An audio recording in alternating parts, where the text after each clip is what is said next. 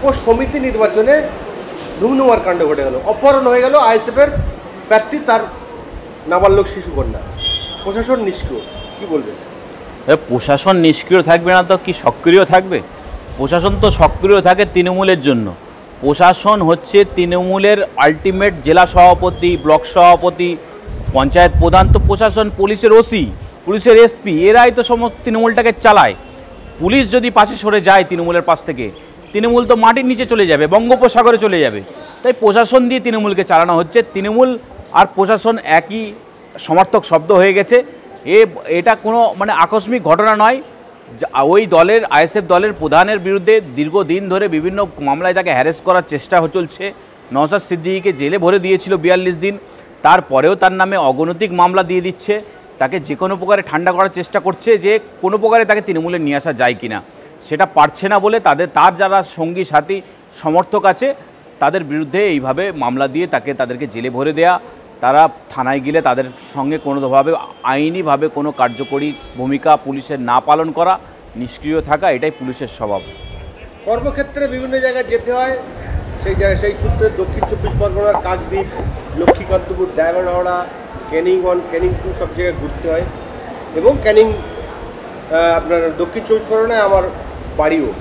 সেই সূত্রে দেখতে পাচ্ছি যে দক্ষিণ 24 পরগনায় যে 31টা সিট রয়েছে বিধানসভার, এই সবকটা তৃণমূল জেতার সম্ভাবনা আছে, তবে মানুষের রায় নয়, প্রশাসন এবং বাহিনী দিয়ে। কী বলবেন? আর তৃণমূল ওই দক্ষিণ 24 পরগনাতে পুলিশকে যদি একদম মানে কোনোভাবে যদি এটা সম্ভব হয় যে পুলিশকে একদম নিরপেক্ষভাবে কাজ করবে, ওই 31টার ভেতরে 5টা তৃণমূল পাবে কিনা সন্দেহ আছে। কারণ হচ্ছে প্রত্যেক কটা ভোট কেন্দ্রেই ওরা বম্বিং করে, রিগিং করে, বিরোধী এজেন্টকে ঢুকতে দেয় না, বিরোধী জেলা সভাপতিকে তুলে অন্য থানায় নিয়ে চলে যায়, অন্য জেলায় চলে যায়, এইভাবে ওরা ভোটটা করায়। ভোট মানুষের রায়ে করায় না। তৃণমূল আমার মনে হয় 2011-র পরে তৃণমূল আর নিজে ক্ষমতায় নিজের অস্তিত্ব রক্ষার জন্য প্রশাসনকে 11-র পর থেকে কাজে লাগাচ্ছে। 11 সালের ভোটটাই একমাত্র নিরপেক্ষ ভোট হয়েছিল। তারপরে যত ভোটই হচ্ছে তৃণমূল তার গুন্ডা বাহিনীকে কাজে লাগিয়ে ভোট করছে, জেতার চেষ্টা করছে, এইভাবে চালিয়ে যাচ্ছে।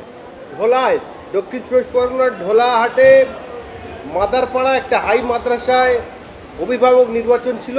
নির্বাচন সুষ্ঠুভাবে হলেও গণনার সময় শেষ মুহূর্তে দেখতে পাচ্ছি যে তৃণমূল 6টি যে আসন ছিল সেই 6টি হারবে। তখন আইএসএফের যারা এজেন্ট ছিল এবং গণনা কেন্দ্রে যারা কর্মী ছিল তাদেরকে মারধর করে গাড়ি দিয়ে মাথা ফাটিয়ে দিয়ে সব কটা বলে আমরা জিতে গেছি। দেখুন ভাঙড়ে পঞ্চায়েত নির্বাচনে জেলা পরিষদে দুটো সিট আইএসএফ জিতেছিল। সেই দুটো সিটের ভেতরে রাতের অন্ধকারে বিদ্যুৎ বন্ধ করে সমস্ত এলাকাকে অন্ধকারে নামিয়ে বম্বিং করে খুন করে একটা জেলা পরিষদের প্রার্থীকে হারানো হয়েছে, আর একটাকে কোনোভাবে আর পারেনি। এইভাবে রাতের অন্ধকারে ওরা করে। ওরা হচ্ছে এই যেসব ভোট ব্যালটে হয়, গণনা কেন্দ্রে গিয়ে ব্যালট খেয়ে ফেলে, কোনো সময় পেনের কালি ফেলে দেয়, কোনো সময় ভাঙচুর করে, কোনো সময় মারধর করে। যখন কোনো কিছুতেই পেরে ওঠে না, তখন যারা এই সরকারি আধিকারিক আছে, যারা এর কন্ডাক্টিং অফিসার আছে, রিটার্নিং অফিসার আছে, তাদেরকে ভয় দেখিয়ে ম্যানেজ করে এই কাজ করে। অর্থাৎ প্রশাসন যত বড় নির্লজ্জ হবে, তাই এই কাজগুলো বেশি হবে। আগে ইউপি বিহারে এই কাজগুলো বেশি হতো, আমরা দেখতে পেতাম, বলতাম জঙ্গল রাজ চলছে।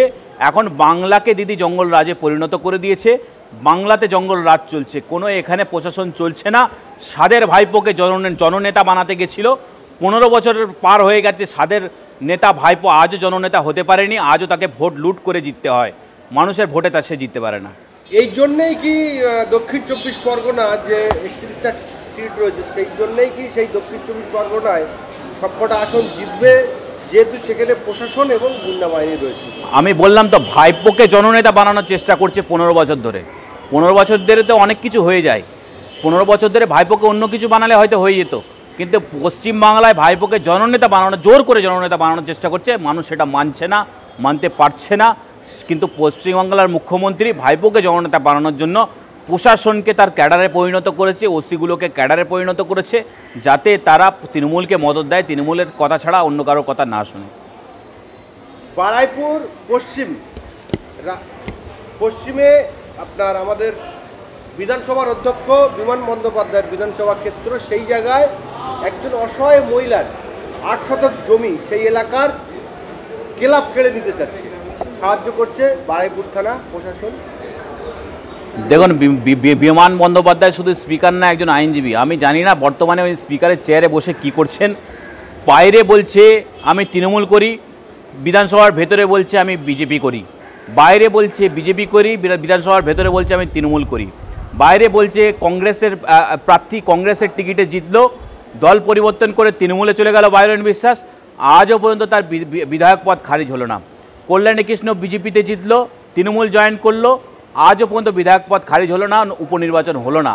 অর্থাৎ বিধানসভাটাকে একটা ক্লাব ঘর বানিয়েছে, বিধানসভাটাকে একটা প্রশাসনের তৃণমূলের পার্টি অফিস বানিয়েছে, যেখানে কোনো কাজ হয় না। বামফ্রন্ট টাইমে কেউ দল পরিবর্তন করলে আমরা দেখতাম হাসিম আব্দুল হালিম স্পিকার ছিলেন, তার কাছে আবেদন করলে তার বিরোধী বিধায়ক পদ খারিজ করে সেখানে উপনির্বাচন হতো।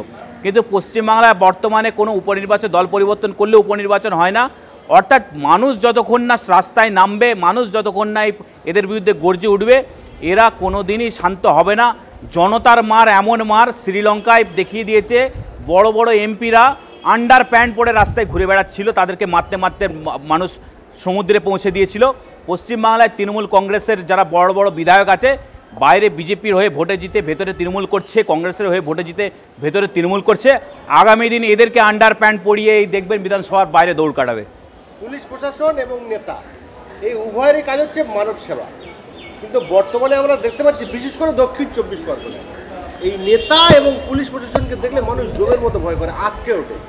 এটা এটা এটা ভয় করে না, এরা হচ্ছে নিজেদের চরিত্রটা এমন করেছে, এমনই এরা উলঙ্গ চরিত্র পুলিশ, যে হচ্ছে আইন মানে না, এরা লাইন মানে, আইন মেনে কোনো কাজ করে না। যেমন হচ্ছে লাইনে কাজ করে, কেমন লাইন? তৃণমূলের নেতা ফোন করলে এফআইআর হবে, তৃণমূলের নেতা ফোন করলে থানায় ডায়েরি হবে, নাহলে আপনাকে করতে গেলে হয় পয়সা দিতে হবে, নাহলে কোনো চ্যানেল ধরতে হবে, নাহলে কোর্টের দ্বারস্থ হতে হবে। সাধারণ মানুষের জন্য আর থানা বলে কিছু নেই। থানাটা হচ্ছে বড়বাবুর, দেখবেন সন্ধ্যের পর থেকে তৃণমূল নেতাদেরই আনাগোনা থানা, যে কোনো থানায় বেশি থাকে, অর্থাৎ তারাই থানাটাকে চালাচ্ছে। বড়বাবু নিজেই এখানকার ব্লক সভাপতি হয়ে গেছে।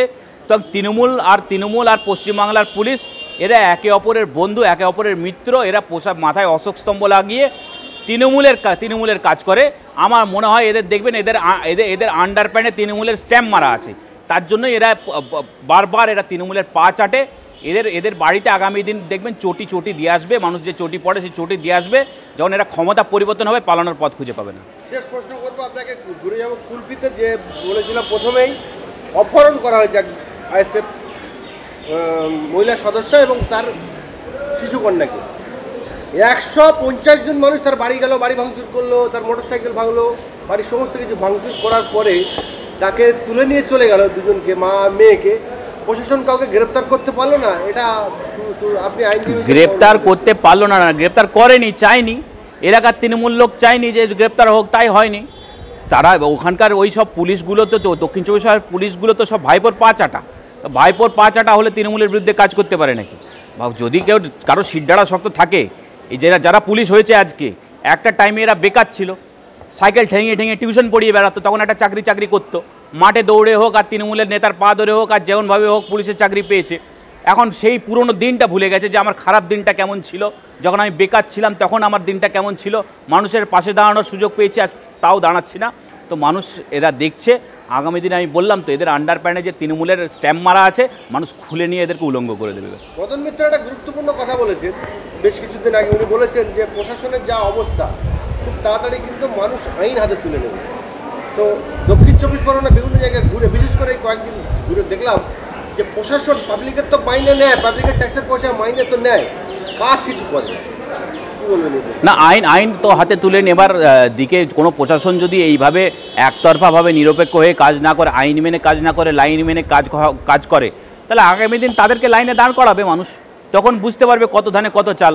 বউ বাচ্চা নিয়ে থানাতে সরকারি পয়সায় গাড়ি চড়ছে, আর বইয়ের জন্য স্করপিও কিনে দিচ্ছে, ছেলের জন্য বুলেট কিনে দিচ্ছে, সেসব পুলিশের তালিকা আছে, যথেষ্টভাবে আছে, লাল খাতায় তাদের নাম আছে।